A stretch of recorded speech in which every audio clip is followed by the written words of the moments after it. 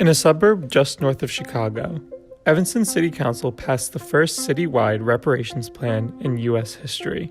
The plan was years in the making, including numerous community meetings, historical research, and policy advising. And it finally all came together to pass in November 2019. In December, residents gathered in the First Church of God in the city's historically black Fifth Ward to celebrate the occasion. Tell the truth. We shall overcome someday. I stood on the hill. I saw Fast forward to March 2021. The city proposed to budget the first $400,000 of the reparations fund to go toward housing grants for Black residents. But this has been met with division and criticism from those same residents for not going far enough. And they fear that this may set a poor precedent for other reparations plans across the country. But this program, as it is incomplete, and it makes no sense to go forward with it. Evanston has a history of discriminatory practices, especially in regards to racist housing policies. While Illinois abolished enslavement in 1818, the state passed a number of anti-Black policies, specifically preventing Black Americans from moving there. But in 1865, the state reversed these laws by prohibiting racial discrimination to own land. By the early 1900s, evidence of Evanston's Jim Crow policies came to the forefront. Racial covenants, or housing contracts that exclude certain racial groups from purchasing in certain neighborhoods, popped up throughout the city. In 1921, the city passed a zoning ordinance that zoned for commercial use almost every block where Black people lived outside the west end of the city. All of this pushed Black residents into the west end of the Fifth Ward. In 1930, the federal government created the Homeowners Loan Corporation and created maps to grade lending risks for over 200 cities, including Evanston, which often fell along racial lines.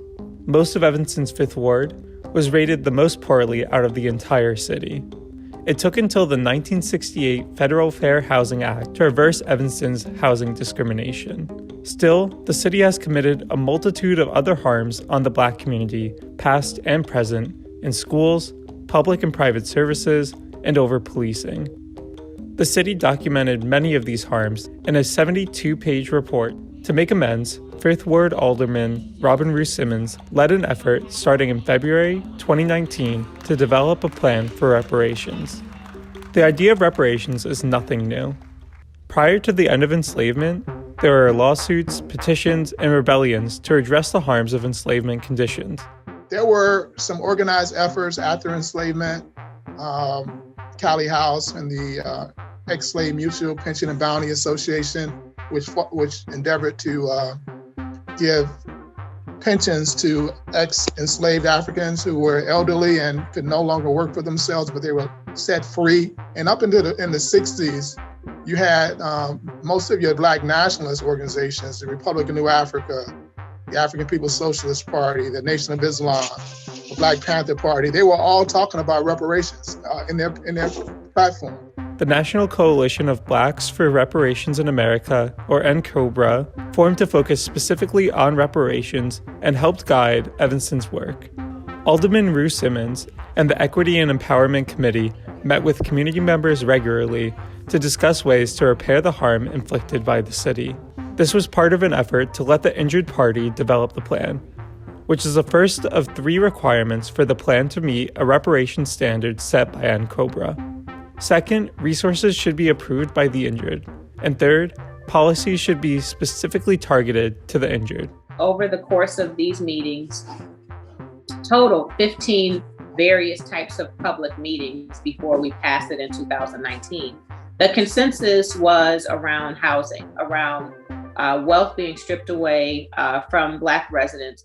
With their feedback, the Reparations Subcommittee put forth a reparations plan in November 2019.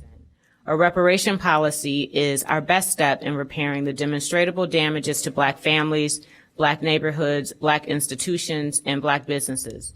The plan would be funded by the first $10 million in revenue from the city's tax on recreational marijuana. Over the next year and a half, the city developed a plan to budget the first $400,000 to go to a housing program called Local Reparations Restorative Housing Program. In that time, we deliberated over how we might deliver this. How can we deliver the benefit without a penalty to the resident? With a cash payment, there's going to be an income tax. With a loan, there's going to be, even if it's forgivable, there's going to be the perception of it being a loan, and that's not reparations. The program would give 16 households $25,000 for purchasing a home, paying off a mortgage, or home repair. Any Black resident or direct ancestor of a Black resident who lived in Evanston between 1919 and 1969, or who can prove they experienced housing discrimination due to the city's policies after 1969, are eligible for the grant. But not everyone agreed with this approach. Former mayoral candidate Sebastian Niles, along with other community organizers, formed Evanston Rejects Racist Reparations to oppose the plan. Ultimately, Black people will never have that $25,000 in their hand. That money will either go directly to a financial institution or directly to a contractor. No one will physically be touching that money, and they have no option to actually do that. To prevent the money from going to historically discriminatory institutions, the Reparations Subcommittee developed a directory of Black banks, contractors, and developers that recipients can use when improving or purchasing a home. While there were over 20 public meetings for reparations since 2019, Nell said meetings were during work hours when many Black residents couldn't attend.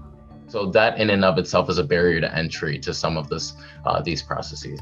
And then it's also the fact that residents who came to the meeting with opposing views saying that we would like cash payments, or we would like to focus on something else other than housing, that their opinions were often ignored and shafted to the side.